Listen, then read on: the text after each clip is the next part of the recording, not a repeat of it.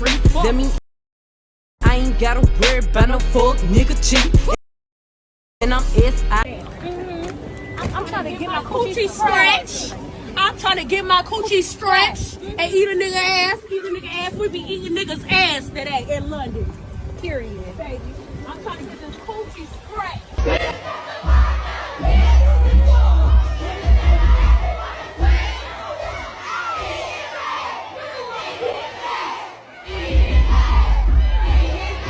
My coochie pink, my booty hole brown.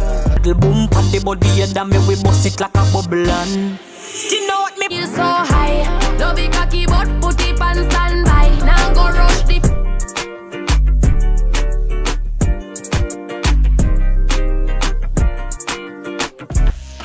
My lions, let's take a walk down memory lane. Gangster rap came onto the scene back in the 80s and resulted in a stereotypical black masculine image.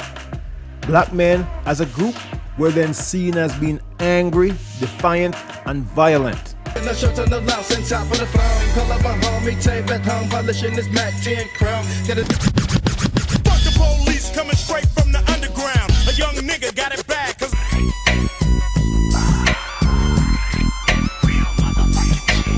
These false beliefs, equating blackness with danger, now permeate the American psyche, influencing every aspect of the culture, from the legal system to entertainment, and gangster rap continues to this day. Fast forward, and we now have women who are glamorizing being a street walker, cheating on her man, killing babies, being toxic, having multiple sexual partners, catching STDs, and shaking their behinds every chance they get. What do you think is being drilled into the American psyche about black women? Not to mention overseas, where they don't get to mingle with black folks. All they see is what's out there in the media, and it ain't good. 그렇게 공격적이야? 흑인 여자들은 다 공격적이야? 라는 말입니다. 그것 때문에 생긴 것 같아요. 약간 유튜브 같은 영상의 SNS가 안녕. 제가 못합니다. Can you twerk? 이런 질문 너무 많이 받았는데. 정말요? 제가 춤 하다 보니까 사람들이 계속 트werking 할 수 있어요? 보여줘요. 그냥 이유 없이. 그리고 만약에 뭐 편의점 갔다가 어떤 남자가 나한테 와서 트werking 할 수 있어요? 하려면은 편지 같대요. Since the beginning of the institution of slavery, black women have been major targets of racial and sexual stereotypes and detrimental propaganda. And now today, these modern day black women are out there reinforcing the stereotypes and spreading it amongst the younger generation. It's a damn shame, I tell you. Yo, remember say, don't forget to subscribe and like up the channel, you see me? Alright, now let's take a look at this video where we have this Thot rapper being invited to a school to perform for kids. Can you believe that crap?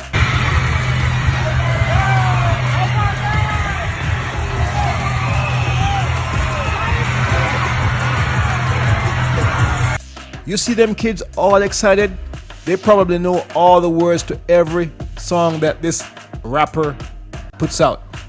You won't ever see another race of people inviting these types of performers into their school.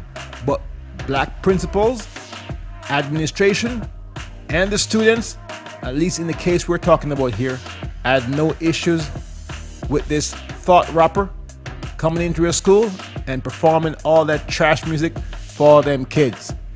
Damn disgrace. Do you want to know why gangster rap was and Thot music is being allowed to represent black folks on the world stage?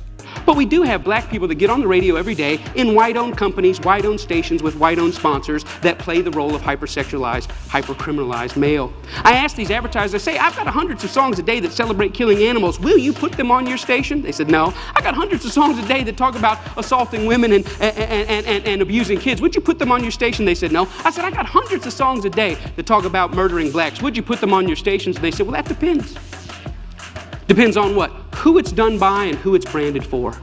Because if we can get black folks to sing about it, we can brand it for our youngest black audiences, I think there's money to be made. I think there's American appetites to see these people that way.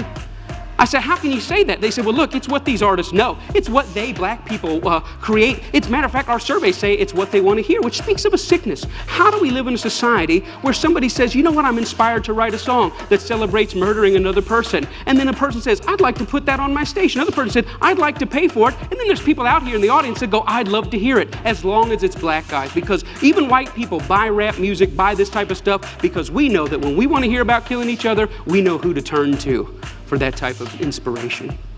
We call it our music, we say we own it. White people buy more rap than black people, yeah, but we're very careful to turn it down at the stoplight when other black people are there. Why? Because we know we're just pretending. For them, it's more authentic and real.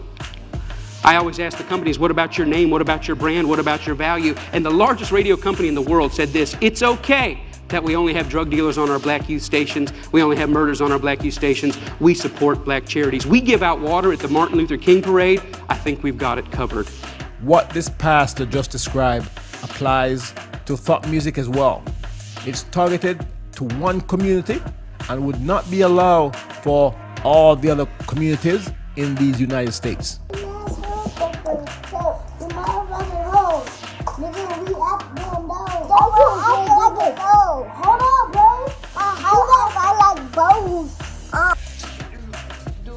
Do you think kids who cuss should get in trouble or get with it? I don't know. I cuss all day motherfucker long. And if my mama don't hear me, I'm okay. And if my mama do hear me, fuck her ass. I'll cuss her ass out. Marketplace, people should hesitate associating their name with certain content. You know, there's certain stuff you can't buy at the store. Certain stuff you can't get on iTunes because their brand doesn't want it. But if you want to hear black people celebrating killing black people, they got thousands and thousands and thousands of those things to sell you. I don't think it's about censorship. I think it's about American cultural hypocrisy. Because here's the truth. These black entertainers, they can't sing just about anything. There's some stuff that'll get them fired, and they get dropped, and they get fired, and they get slapped on the wrist, and they get disciplined all the time. Why? Because sometimes they step over the bounds. A very famous case is what happened with Rick Ross. Rick Ross is the Mammy Two Shoes, one of the many Mammy Two Shoes of our day. He's a black entertainer in a world carved out for him, and a role carved out for him by white entertainment companies. And one day he talked about, in the middle of a song that celebrated dealing drugs and killing blacks, he made a reference to date rape. And when he made that reference to date rape, that set social media on fire. That got 100,000 petitions in 24 hours. Hey buddy, date rape is no joke. That had white people standing outside of Reebok in New York saying, you better take this seriously. We're tired of a rape culture in America. One line in one song moved the masses. And you know what Reebok did? Did they stand by him and say, hey, we believe in freedom of speech. We believe in freedom of expression. It's just a song, calm down. No, they fired his tail on the spot. The president came out and said, this goes against our high standards. He's gone against the values of our brand. Shame on Rick Ross. We're disappointed. He doesn't know how serious date rape is. And when I saw that, I thought, wow, how convenient. Isn't that amazing? But here's what really happened. It's not their brand, it's not their values. Rick Ross went off script. He was hired to get black customers, and they think that black customers go with black bait. And in America, black bait is the hyper-criminalized, hyper-sexualized portrayal of black people. And as long as he had sung about that, the stuff that got him hired, he still have a job at Reebok. But when he touched other sensitivities that affect us, he lost his job. See, the truth is, it's not they that need to change. It's we that need to change. We created the lies. We created them for our profit. We own the companies. We own the record labels. We own the advertisers, and we keep putting it out. And it's this that's got to change. I thought about it. You know what? I wonder if White Mike could get anybody's attention on this. So I stood outside of a Walmart, and I said, hey, I don't think killing cops and killing blacks is very cool. And you know what? It only took 7 weeks of Mike standing out there, and they wrote a letter and said, yeah, we don't think it's cool either. We're going to pull our name off of that. The largest retailer in the world had never considered that maybe their commercial shouldn't be right before or after a song about young black men being gunned down. And I realized this, that black murder is normal, but it should not be. And I realized the importance at the coffee table, at every headline, every pastor's gathering, every family gathering to say, you know what, these black lives matter. It's not just another black kid. These are human beings. I'm doing my best in every way, shape, and form. Talks like this everywhere I can go to say, you know what, I was born in a world where black murder was normal. My kids were born into a world where black murder is normal, but I don't want to die in a world where black murder is normal. Am I 5 years or 10 years away? I don't know, but I'm screaming as high as I can. Let's feel this pain and let's lift our voice to tell the lies. They are not criminals, they are not deviants, and their lives are just as important as ours. Do y'all know why women, particularly black women, are extremely important to their community? Let's take a look. My feeling is that as a black woman and a mother, it is my responsibility as what I see myself as the first teacher of a nation. I consider myself to be a part of the black nation. And my responsibility as a mother is to teach my son the reality and the truth of the world as it exists. Not only my son, but any child that comes into my environment. If I see a kid walking down the street and it's raining, he's got his coat on his shoulder, sweetheart, put your coat on your back. Okay, if I see a child disrespecting an adult, he doesn't have to be my child, but I will correct him. And that is our responsibility as black women and women as a whole. We are the first teachers of our children who become our nation.